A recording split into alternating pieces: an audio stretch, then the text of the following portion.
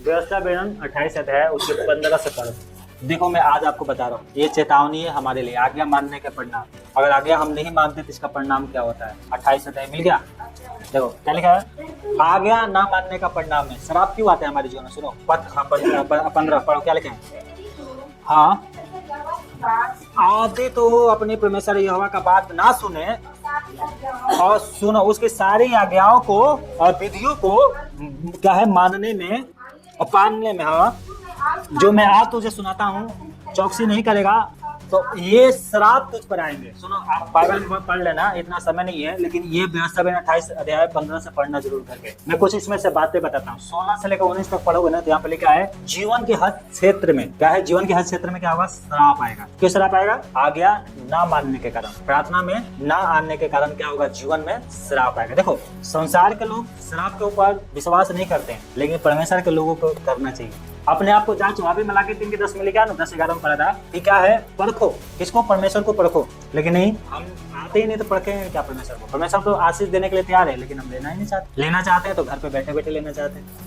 क्या लिखा है कि जब हम परमेश्वर की आज्ञा को नहीं मानते तो हमारे क्षेत्र में क्या आता है, श्राप आ जाता है। हमारे जीवन में क्या हो जाती है, श्राप आती है। 16 पद पढ़ोगे यहाँ पे तो लिखा है नगर और खेत में श्राप आता है। आप जिस नगर में रहते हो, जिस गांव में रहते हो, उसमें क्या है, आप या तो बीमार रहेंगे हमेशा, या हमेशा आपका काम ही बिगड़ता रहेगा। आप खेत जो काम करते हो, खेत का मतलब क्या होता है, काम। खेत का मतलब क्या होता है, काम। जो काम करोगे उसमें क्या है, आपकी हानि ही होगी, आपको नुकसान ही होगा। क्यों, क्योंकि आपके जीवन में क्या है, श्राप है। आपके जीवन में परमेश्वर नहीं है।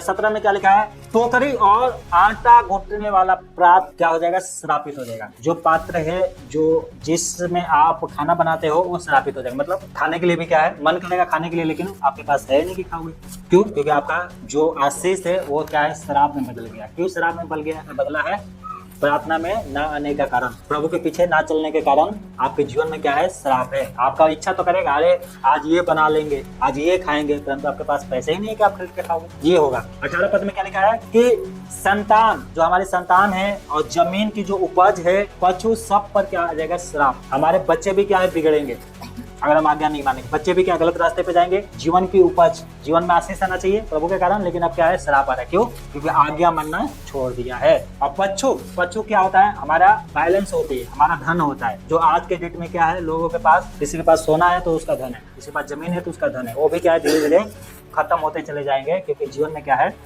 श्राप है। 19 पद में क्या लिखा है, आने वाले और जाने वाले पर श्राप। आने जाने पर क्या होगा, आपके श्राप। आप घर में आएंगे तो भी क्या है, हमेशा दुखी रहेंगे। बाहर जाएंगे तो भी दुखी रहेंगे। बाहर जाएंगे तो बोलेंगे अरे चलो घर जाएंगे तो क्या मिलेगा, शांति मिलेगी। घर में आओगे तो फिर बोलोगे अरे बाहर जाऊंगा तो मुझे क्या मिलेगी, शांति मिलेगी। परंतु शांति कहीं नहीं मिलेगी। क्यों, क्योंकि जीवन में क्या है, श्राप है, इसीलिए आपके जीवन में शांति नहीं मिलेगा। 20 से 24 पद तक पढ़ोगे तो वहाँ पे लिखा है काम और हमारे जो स्वास्थ्य है और प्रकृति, जो हम काम धाम करते हैं संसार में, उसमें भी क्या आ जाएगा, श्राप आ जाएगा। क्या आ जाएगा, उसमें भी श्राप आ जाएगा। देखो 20 पद में क्या लिखा है, काम के हर क्षेत्र में क्या होगी, असफलता मिलेगी। आज लोगों को नौकरी नहीं मिलता। क्यों नहीं नौकरी मिलता है, 6-6 महीने से प्रार्थना कर रहे हैं, 1-1 साल से घर पे बैठे हैं, है ना। किसी का काम छूट जाता है तो दोबारा काम ही नहीं मिल रहा। क्यों नहीं मिल रहा, क्योंकि जीवन में क्या आ गया है, श्राप। तो हम जिस क्षेत्र में काम करेंगे उस क्षेत्र में क्या आएगा, श्राप। क्यों श्राप आएगा, यहोवा का भय मानने का, हम प्रभु के भय नहीं मानते हैं, तब हमारे जीवन में क्या आता है, हम कहते हैं नहीं हम प्रभु के भय मानते हैं। किस आधार में मानते हो, न प्रार्थना में आते हो, न वचन पढ़ते हो, न प्रार्थना करते हो, प्रार्थना में मन नहीं लगता, कहते हो हम यहोवा का भय मानते हैं। कैसे भय मानते हो, गालियां भी दे रहे हो, झूठ भी बोल रहे हो, व्यभिचार भी कर रहे हो, लड़ाई झगड़े भी कर रहे हो, और कहते हो कि हम तो प्रभु के वचन को मानते हैं। नहीं, ये उल्टी बात है। क्या लिखा है 21 में, हमारे जीवन में क्या आएगी, महामारी आएगी। हमारे जीवन में क्या आ जाएगी, महामारी आ जाएगी, तरह तरह के रोग आएंगे। ये 22 में क्या लिखा है, रोग की लंबी सूची। एक बीमारी जाती नहीं है, दूसरी बीमारी आ जाएगी। क्या आ जाएगी, 6 रोग आएगा। जोड़ क्या होता है, ठंड का बुखार आती है ना, ये तलवार चलेगी। जीवन में क्या आएगी, बीमारी, जुलसान, गिरोही रोग होता है। ये सब प्रकार के जो रोग है आपके पीछे पड़ जाएंगे। क्यों पीछे पड़ेंगे, नाश करने के, क्या करने के लिए, क्योंकि आपके जीवन में तो परमेश्वर है नहीं। जो सुरक्षा था वो तो टूट गया, यीशु मसीह तो दूर खड़ा है। तो ये सारी जो बुरी आत्माएं हैं आपके पीछे लग जाएंगी। देश में क्या लिखा है, आकाश पीतल का सा होगा। जो भी प्रार्थना करेंगे वो उसका उत्तर ही नहीं मिलेगा। क्या हो जाएगा, आप प्रार्थना करेंगे, आपकी प्रार्थना छत से टकरा के फिर वापस आ जाएगी, और लगेगा आप मेरी प्रार्थना तो कोई सुन ही नहीं रहा है। समझ गए, ऐसा क्यों होगा, क्योंकि आपसे परमेश्वर क्या है, रूठा हुआ है।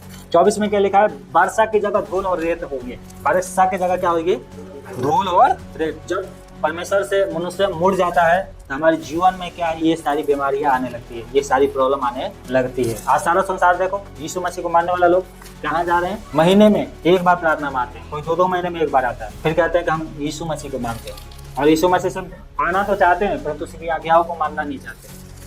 हम कहते हैं हमें आशीष चाहिए, हमें ये चाहिए, वो चाहिए, परंतु हम प्रार्थना में नहीं आएंगे, हम बाइबल नहीं पढ़ेंगे, हम प्रार्थना नहीं करेंगे, क्योंकि समय नहीं मिलती है। क्या नहीं मिलता है? समय। 30 से 35 तक पढ़ोगे तो लिखा है, परिवार और संपत्ति और रिश्तों पर क्या आ जाएंगे? शराप आएंगे। किस पे? शराप किस पे आएंगे? फिर से सुनो, परिवार में शराप आ जाएंगे, आपकी संपत्ति पर के शराप आ जाएंगे, और आपके रिश्तों पर भी क्या आ जाएगा? शराप आ जाएगा। 30 में लिखा है, देखो 30 में लिखा है, आपकी शादी की बात चलेगी और रिश्ता टूट जाएगा। क्या हो जाएगा? आज बहुत से लोगों की शादी नहीं हो रही, कोई पसंद भी करता है तो 1-2 महीने के बाद रिश्ता टूट जाती है। क्यों? संसार के लोगों की बात नहीं कर रहा हूँ, यीशु मसीह को मानने वाले लोगों को बात कर रहा हूँ। अपने आप को जांचना चाहिए कि हमारा जीवन प्रभु के वचन के अनुसार है या नहीं। शादी की बात चलेगी, सब ठीक ठाक भी हो जाएगा, और अचानक मना आएगी कि हम शादी नहीं करेंगे, लड़की वाले पीछे हट जाएंगे, या लड़की है तो लड़के वाले पीछे हट जाएंगे। आप घर बनाएंगे और उसमें कोई और रहेगा। आप घर बनाएंगे, पता चलेगा ये तो जमीन क्या है, फ्रॉड की थी। आप घर बनाएंगे, बाद में पता चलेगा कि आपको बेचना पड़ा, क्योंकि ये आशीष मिला था, फिर आपने वचन नहीं माना, तो ये क्या प्रॉब्लम आई, बीमारी हो तो आपको जमीन बेचना पड़ता है। ऐसा क्यों होता है? यहोवा का भय ना मानने के कारण। 31 पद में लिखा है, 31 पद में लिखा है, बैल, गधे, भेड़, बकरे सब लूट में चले जाएंगे। जाने जितना संपत्ति है वो सब क्या है? खत्म हो जाएंगी। 32 में लिखा है, बेटे बेटियां परदेसी ले जाएंगे, माता पिता असहाय रह जाएंगे। अगर हम ज्यादा ढीठ बन जाते हैं, आज बच्चों क्या करते हैं, परदेसी का मतलब क्या है? लूट में चले जाते हैं। बच्चे चोरी हो रहे हैं ना, यीशु मसीह को मानने वाले के बच्चे चोरी हो रहे हैं। क्यों चोरी हो रहे हैं? यहोवा का भय नहीं मानते हो, इसलिए तुम्हारे बच्चे लूट में चले गए। अपने आप को जांचना चाहिए। 33 से 35 तक पढ़ोगे, कमाई लूट जाएगी और मन क्या हो जाएगा? पागल हो जाएगा। शरीर पर क्या है? फोड़े निकलेंगे, निकलता नहीं? फोड़े वाले घाव, है ना? ये क्यों होता है?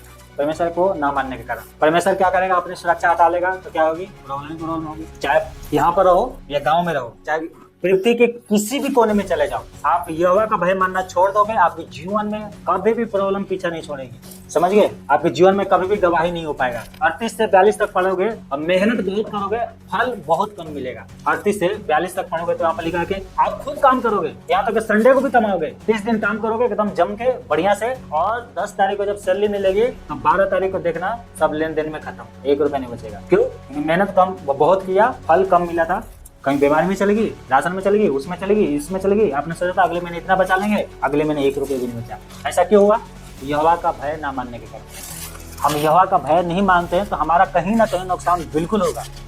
ये नहीं कि साल में एक बार हो गया 2000, 3000, 5000 की, वो नहीं बता रहा हूँ मैं, हर महीने नुकसान होता रहेगा। आप सोचोगे अगले महीने मैं ये खरीदूंगा, लेकिन खरीद नहीं पाओगे। क्यों नहीं खरीद पाओगे?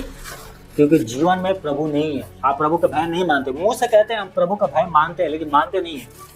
क्या लिखा है? मेहनत बहुत करोगे, फल आपको क्या मिलेगी? कम मिलेगी। 38 पद में लिखा है, बीज बहुत उपजेगी परंतु थोड़ी उसका उपज मिलेगा आपको, जिससे पेट पाल सको, और उसको टिटिया क्या करेगी? खा जाएंगे। जब देश में अकाल पड़ेगा तो क्या आपके जेब में अकाल नहीं पड़ेगी? बिल्कुल पड़ेगी।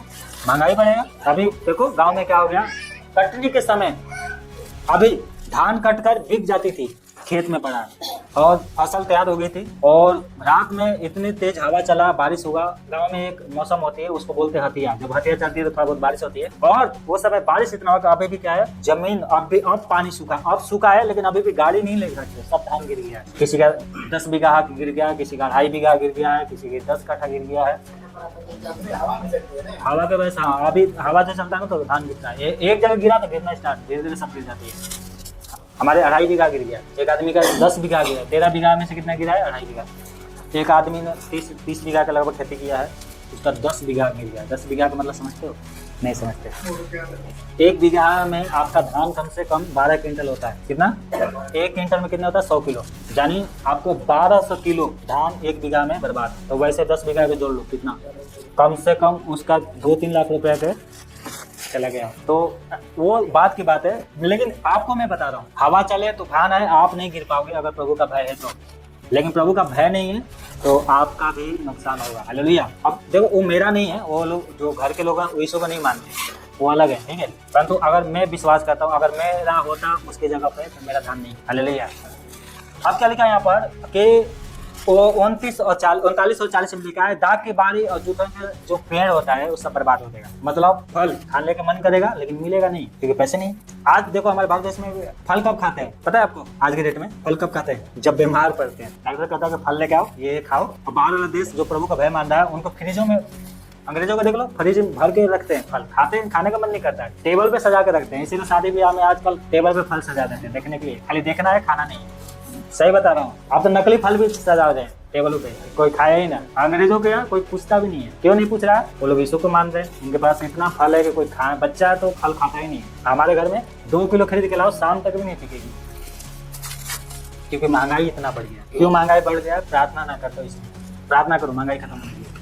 इतने साल से प्रार्थना कर रहे थे ना, जो सपने में लोग नहीं सोचे थे, परमेश्वर ने वो करके दिखाया। जीएसटी कम करवा दिया। वो कर रहे थे ना इतने साल से प्रार्थना, प्रभु महंगाई कम करे, महंगाई कम करे। देखो जीएसटी इतना कम करवा दिया। Hallelujah, hallelujah. जो 18% थे उसको 5% करवा दिया। उसी में अगर कोई, आप एक उदाहरण के लिए बता रहा हूँ, अगर आप 1 लाख का सामान ले रहे हो तो उसमें 10,000 रुपये आपके बच जाएंगे। कितना कम करवा दिया परमेश्वर। हालेलुया। इसलिए प्रार्थना करो, हर एक काम परमेश्वर कर सकता है। 41 में लिखा है, संतान पैदा होगी पर वो बांध कर ले जाएगी।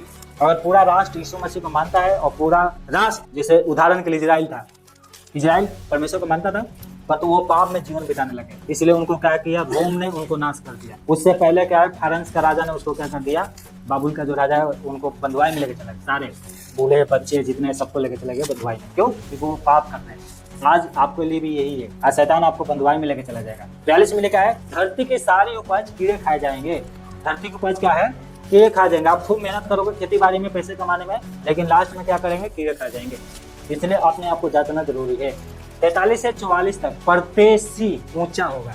क्या लिखा है? 43 और 44 में कि परदेशी ऊंचा होगा। परदेशी ऊंचा होने का मतलब क्या है? आपके जो घर में रहता है परदेशी, चाहे आपके कमरे के बगल में कोई रहता है, वो ऊंचा होगा और आप क्या होगे? नीचे हो। क्यों नीचे हो गए? क्योंकि आप देखो, और भी क्या है, वो मूर्ति पूजा करने वाला है और आप परमेश्वर को मानने वाले हो, तो भी आप नीचे जाओगे और वो ऊपर जाएगा। फिर वो बोलेगा तुमसे अच्छा तो हमारी देवी देवता सही, तुम तो कहते हो हमारा परमेश्वर ये करता है, वो करता है, ये काम किया परमेश्वर ने, तुम्हारे जीवन में क्यों नहीं काम हो रहा है? क्योंकि आपने प्रभु का भय मानना छोड़ दिया है। क्या लिखा है? परदेशी बढ़ेगा और आप घटोगे, वो उधार देगा और आप उधार लोगे। व्यवस्था बयान 28 अध्याय 1 से 14 तक पढ़ोगे तो आप लिखा है कि तुम उधार दोगे, और यहाँ पर कह रहा है कि नहीं, अगर तुम भय नहीं मानोगे प्रभु का तो आपका परदेशी आपको उधार देगा और आप उधार लोगे। ऐसा क्यों होगा? क्योंकि आपने भय मानना छोड़ दिया। 45 से 46 तक पढ़ोगे तो वहाँ पर लिखा है, श्राप एक चिन्ह बनेंगे। ये श्राप पीछा करेंगे जब तक कि आप नाश ना हो जाए। ये आपके लिए क्या है?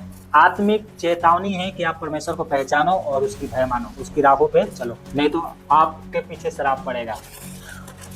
47 से 38 तक पढ़ोगे, यहाँ पर तो लिखा है पर कि आपके जीवन में क्या आएगी? कमी आएगी, आप भूखे रह जाएंगे, आप गरीब होंगे और आप दासता के समान हो जाएंगे। और जो दूसरे लोग क्या करेंगे? वो आनंद करेंगे, वो प्रसन्न होंगे, क्योंकि आपने क्या किया था? परमेश्वर को छोड़ दिया। और आज की डेट में जब हम परमेश्वर को मानते हैं तो आनंद के साथ मानना चाहिए, ना कि मजबूरी के साथ। हम सोचते हैं एक मजबूरी है प्रार्थना में जाना, नहीं, आनंद के साथ प्रार्थना में आओ, तब आपको आशीष मिलेगी। 58 से 61 तक पढ़ोगे इसी का 28 अध्याय 58 से 61 तक पढ़ोगे तो यहाँ पर नए नए रोगों के बारे में लिखा गया है। किसके बारे में? रोग, नहीं रोग जो बाइबल में नहीं लिखा गया है, वो रोग आपको लग जाएंगे। वो परमेश्वर आने देगा आपके जीवन में, क्योंकि आप परमेश्वर को भय नहीं मानते हो, इसलिए आने देगा। वो नया नया रोग आएगा आपके जीवन। 64 से 66 तक पढ़ोगे तो वहाँ पर लिखा है कि आप तितर भीतर होगी। आपके जीवन में क्या आ जाएगा? भय समा जाएगा। और आप जहाँ रहते हैं वहाँ पर क्या है? यहाँ पर हम लोग क्या है? सब लोग पराये देश में रहते हैं। ये क्या है? यहाँ पर ये अपना क्या है? ये जो देश नहीं, राज्य, ये अपना राज्य नहीं है। मतलब हम लोग यहाँ पर किस लिए आए हैं? कमाने के लिए। अगर हम प्रभु का भय मानते हैं तो हम जहाँ भी जाएंगे कमाने के लिए, वहाँ पर हम ऊपर उठेंगे। और भय नहीं मानते हैं तो आप कितना भी मेहनत करो, आप नीचे ही जाओगे। मन क्या करेगा? हर हमेशा क्या है? कांपता रहेगा। जीवन में कोई भरोसा नहीं रहेगा, आपको डर लगेगा। सुबह होगी तब आप कहोगे अरे कब शाम हो जाएगा, मतलब कब शाम हो जाए, शाम होगी तो कहोगे अरे कब सुबह हो जाए। क्यों? क्योंकि जीवन में चैन नहीं रहेगा। अगर आपको शांति चाहिए तो अभी भी समय क्या है? मन गिराओ। जगह चेंज करने से कुछ नहीं होता है। ये नहीं कि आप दिल्ली छोके और यूपी में चल जाओ या यूपी छोके दिल्ली में आ जाओ, आपके जीवन में शांति आ जाएगी। नहीं, शांति जब आएगी जब आप प्रभु का भय मानेंगे। या ये नहीं कि पास्टर बबलू को छोके किसी और पास्टर के पास चल जाओ तो वहाँ पर आपको क्या है? चंगाई मिल जाएगी, या वहाँ पर आपको शांति मिल जाएगी। चंगाई शांति एक ही देता है और उसका नाम क्या है? यीशु मसीह। हम यीशु मसीह के नाम से संगाई शांति लेते हैं, परंतु जीवन में क्या करना चाहिए, उसके वचन को पढ़ना है, सुनना है, मानोगे तभी आपके जीवन में शांति और संगाई आएगी। Hallelujah, hallelujah. अगर आप प्रभु का भय नहीं मानोगे तो 68 में लिखा कि जहाँ से आप आए थे वहीं पे चला जाओगे, जो पहले प्रॉब्लम थी उससे कई गुना और प्रॉब्लम में फंस जाओगे। ऐसा क्यों होगा? क्योंकि आप प्रभु का भय नहीं मानते। परंतु आपके जीवन में अभी भी एक आशा है, और वो आशा पता है कौन है? यीशु मसीह। कौन है? यीशु मसीह है। हालेलुया। कौन है? यीशु मसीह। यीशु मसीह, सुनो ध्यान से, यीशु मसीह बहुत जल्दी आने वाला है। उसका डेट फिक्स नहीं है, लेकिन बहुत जल्द आने वाला है। Hallelujah, hallelujah.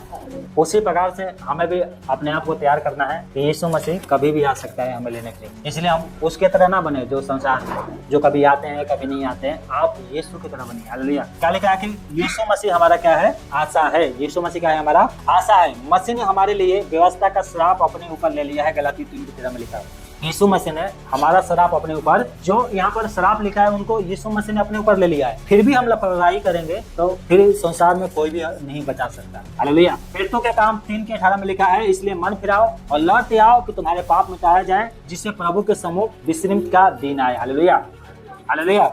मन फिराओ, लौट आओ कि तुम्हारे पाप मिटाया जाए। हालेलुया। हम ये व्यवस्था में 28 अध्याय उसके 15 से 68 तक पढ़ोगे तो यहाँ पर लिखा कि श्राप हमारे जीवन में आ सकता है, परंतु एक आशा है, और वो आशा क्या है? यीशु मसीह। क्या है आशा? अभी भी समय है मन फिराने के। चाहते हैं कि हमारे जीवन में से श्राप निकले, हम जो काम करते हैं उस काम में हमें आशीष मिले, हम जिस काम में भी हाथ लगाए वो सफल हो जाए, तो लौटना जरूरी है। हालेलुया। क्या होना? लौटना। अगर आप उस संसार की तरह बन जाओगे जो आए हैं छोड़ के चले गए और फिर कहते हैं अरे हमें कुछ फायदा नहीं मिला इसलिए चले गए, आपको उसके तरह नहीं बनना है। हालेलुया। संसार में चाहे कलीसिया में कौन कैसे चल रहा है उसको नहीं देखना है, सिर्फ यीशु मसीह को देखो। हालेलुया। आइए हम प्रार्थना